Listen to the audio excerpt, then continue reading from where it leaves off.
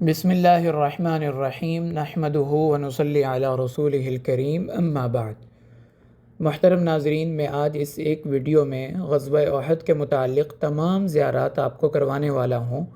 اس میں آپ ان تمام مقامات کی زیارت کر سکیں گے جن کا غزوہ احد کے ساتھ کسی نہ کسی اعتبار سے کوئی تعلق یا نسبت ہے۔ زیارات سے پہلے اس غزوے کی تھوڑی سی تفصیل آپ کو عرض کر دوں کہ یہ غزوہ آپ صلی اللہ علیہ وسلم کے 27 غزوات میں سے ایک مشہور ترین غزوہ ہے جو مدینہ منورہ میں احد پہاڑ کے دامن میں پیش آیا۔ اس پہاڑ کی بہت ساری خصوصیات ہیں، ان میں سب سے بڑی خصوصیت یہ ہے کہ آپ صلی اللہ علیہ وسلم نے ارشاد فرمایا کہ احد پہاڑ ہم سے محبت کرتا ہے اور ہم اس سے محبت کرتے ہیں۔ اسی طرح بہت ساری احادیث میں اس کا تذکرہ آتا ہے کہ آپ صلی اللہ علیہ وسلم نے جب بھی کسی چیز کی عظمت یا کثرت کی مثال بیان فرمانی ہوتی تھی تو احد پہاڑ کا آپ تذکرہ فرماتے تھے۔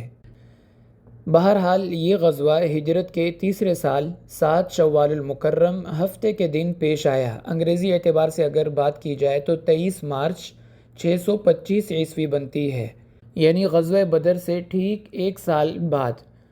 کفار مکہ اپنے بدر میں مارے گئے سرداروں کا بدلہ اور ذلت ناک شکست کا انتقام مسلمانوں سے لینے کے لیے ایک سال کی بھرپور تیاری کے بعد مدینہ طیبہ پر حملہ آور ہوئے۔ مسلمانوں کی تعداد 700 تھی جبکہ کفار کی تعداد 3000 تھی۔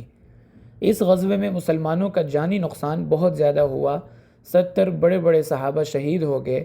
آپ صلی اللہ علیہ وسلم کو بھی متعدد زخم آئے، بلکہ ایک موقع پر تو آپ کے شہید ہونے کی خبر پھیل گئی۔ اس کے علاوہ آپ کے چچا حضرت حمزہ، جن کو آپ نے سید الشہداء کا لقب دیا، وہ بھی اسی معرکے میں حضرت وحشی رضی اللہ تعالیٰ کے ہاتھوں شہید ہوئے۔ اس کے علاوہ اسلام کے پہلے سفیر حضرت مصعب بن عمیر رضی اللہ تعالیٰ عنہ، جنہوں نے احد میں مسلمانوں کا جھنڈا اٹھایا ہوا تھا، وہ بھی شہید ہو گئے۔ اس کے علاوہ عجیب واقعہ یہ پیش آیا کہ حضرت حذیفہ کے والد یمان غلطی سے اپنے ہی کچھ ساتھیوں کے ہاتھوں شہید ہو گئے، کیونکہ مسلمان دونوں طرف سے گھیرے میں آ چکے تھے، اپنے اور پرائے کی پہچان نہیں ہو رہی تھی۔ بہرحال یہ بہت اہم اور تاریخی غزوہ تھا کئی اعتبار سے۔ اس غزوے کے بعد ہی کفار کہا کرتے تھے کہ ہم نے بدر کا بدلہ لے لیا اور حساب پورا کر دیا، انہوں نے ہمارے 70 مارے تھے، ہم نے بھی ان کے 70 شہید کر دیے، کیونکہ غزوہ احد میں 70 صحابہ شہید ہوئے تھے اور کفار کے 22 اور ایک روایت کے مطابق 37 افراد مارے گئے۔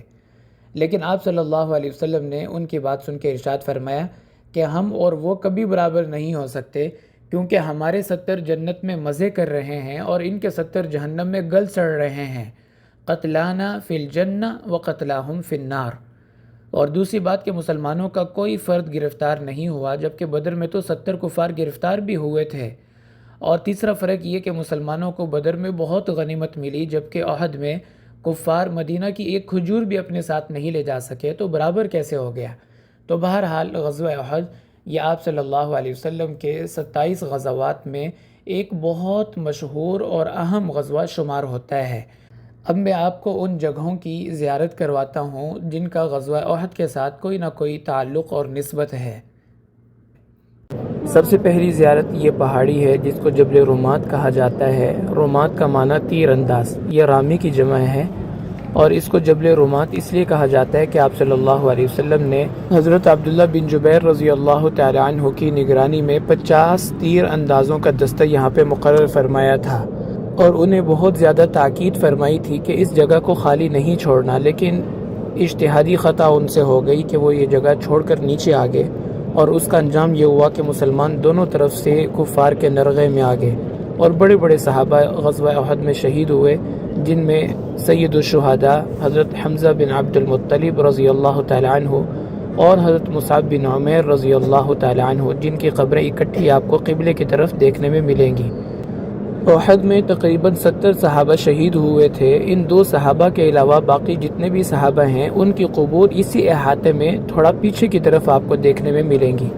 یہ جو 4 دیواری اور احاطہ آپ دیکھ رہے ہیں گرل کے اندر، یہاں احد کے باقی شہداء آرام فرما ہیں۔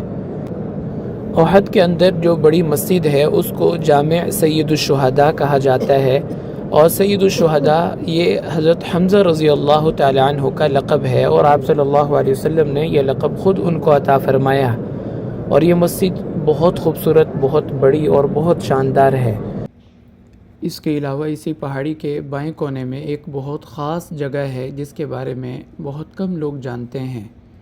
اس جگہ ایک مسجد کے کچھ آثار اور باقیات ہیں جہاں آپ صلی اللہ علیہ وسلم نے غزوہ احد شروع ہونے سے پہلے فجر کی نماز ادا فرمائی تھی۔ پرانے وقتوں میں یہاں مسجد ہوتی تھی، مسجد المصبح کے نام سے۔ اب مسجد تو نہیں رہی، البتہ اس کے کچھ نشانات باقی ہیں۔ یہ جو جگہ آپ دیکھ رہے ہیں اسی جگہ وہ مسجد ہوا کرتی تھی۔ اس کے علاوہ یہاں احد کے میدان میں ایک بہت خوبصورت اور بڑا کنواں ہے جس سے بئر سید الشہداء کہا جاتا ہے۔ اس پر میں پہلے ایک تفصیلی ویڈیو بنا چکا ہوں۔ اس کے علاوہ اگر احد پہاڑ کی بات کی جائے تو اس کی لمبائی 8 کلومیٹر ہے اور چوڑائی 3.25 کلومیٹر، اور سطح سمندر سے اس کی اونچائی 1100 میٹر کے قریب بنتی ہے، اور یہ پہاڑ مدینہ منورہ سے شمال کی جانب ہے۔ ایک حدیث شریف میں آتا ہے کہ آخر زمانے میں دجال احد پہاڑ کے قریب آئے گا اور مدینہ منورہ میں داخل ہونے کی کوشش کرے گا، لیکن فرشتے اس شہر میں اس کو داخل نہیں ہونے دیں گے، بلکہ زبردستی اس کو ملک شام کی طرف دھکیل دیں گے، اور وہیں لد مقام پر حضرت عیسیٰ علیہ السلام کے ہاتھوں وہ مارا جائے گا۔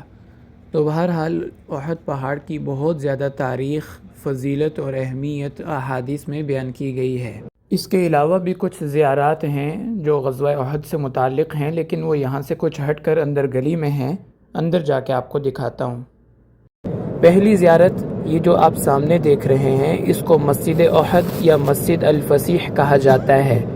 اس مسجد کی خصوصیت یہ ہے کہ آپ صلی اللہ علیہ وسلم نے غزوہ احد کے اختتام پر 2 نمازیں یہاں پہ ادا فرمائی تھیں، ظہر اور عصر کی نماز۔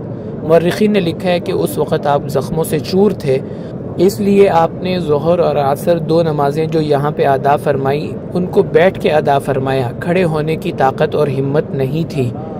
تو یہ مسجد مسجد الفسیح بھی کہلاتی ہے اور مسجد احد بھی اس کو کہا جاتا ہے، جو احد کے دامن میں واقع ہے۔ یہ مسجد تو بہت پرانی ہے، ترکوں کے زمانے کی تعمیر کے کچھ آثار اور کھنڈرات آپ کو نظر آ رہے ہوں گے۔ یہ مسجد کا قبلہ ہے اور یہ مسجد کی دیوار بھی آپ کو کچھ حصہ دکھائی دے رہا ہوگا، لیکن اب حکومت نے اس کو تھوڑا سا اچھا بنا کے دوبارہ سے زائرین کے لیے کھول دیا ہے۔ اور اس سے اگلی زیارت جو مسجد کے محراب کی طرف ہی ہے، یہ غار ہے جس غار میں آپ صلی اللہ علیہ وسلم کی مرہم پٹی کی گئی تھی۔ جب آپ صلی اللہ علیہ وسلم کو احد میں بہت سارے زخم آ گئے تو آپ کی بیٹی حضرت فاطمہ رضی اللہ تعالی عنہ نے اس جگہ آپ کی مرہم پٹی فرمائی تھی۔ اس چٹان میں بائیں طرف آپ کو گولائی نظر آئے گی سر کی مانند۔ اس کے بارے میں مورخین نے لکھا ہے کہ آپ صلی اللہ علیہ وسلم جب یہاں پہ آرام فرما رہے تھے تو اس وقت آپ نے اس چٹان کے ساتھ ٹیک لگائی، تو اس چٹان نے گویا کہ آپ کے سر مبارک کو اپنی گود میں لے لیا، اور اس وجہ سے چٹان کے اندر یہ گولائی بن گئی۔ واللہ عالم اس بات میں کتنی حقیقت ہے، لیکن اتنی بات مشہور ہے کہ آپ صلی اللہ علیہ وسلم نے اس جگہ پہ کچھ دیر آرام فرمایا تھا، اور اسی جگہ زخموں پر آپ کے مرہم پٹی رکھی گئی۔ اس غار کے علاوہ ایک اور غار بھی ہے احد میں، وہ بھی مسجد فسیح کے بالکل پیچھے کی طرف ہے۔ یہ جو سامنے آپ دیکھ رہے ہیں پہاڑ کے اندر آپ کو ایک دراڑ نظر آئے گی، اس کے اندر بھی ایک غار ہے جس کو اب بند کر دیا گیا ہے۔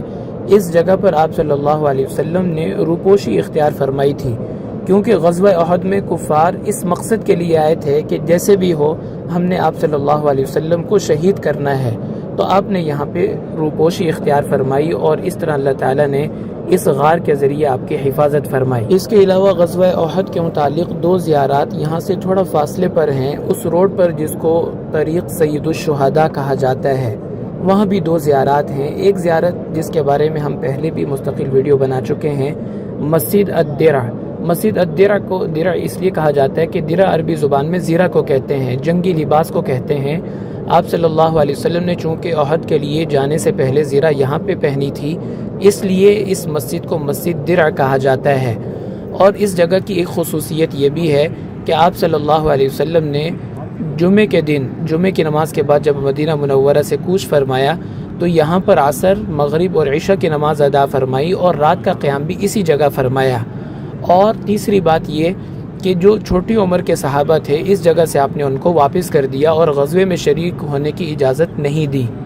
اور چوتھی بات جو یہاں پر پیش آئی کہ عبداللہ بن ابی ابن سلول اپنے 300 منافقین کے ٹولے کو لے کر یہاں سے روانہ ہو گیا، مسلمانوں سے الگ ہو گیا، یہ کہتا ہوا کہ چونکہ غزوے میں ہمارے مشورے کو نہیں مانا گیا اس لیے ہم آپ کے ساتھ غزوے میں شریک نہیں ہو سکتے۔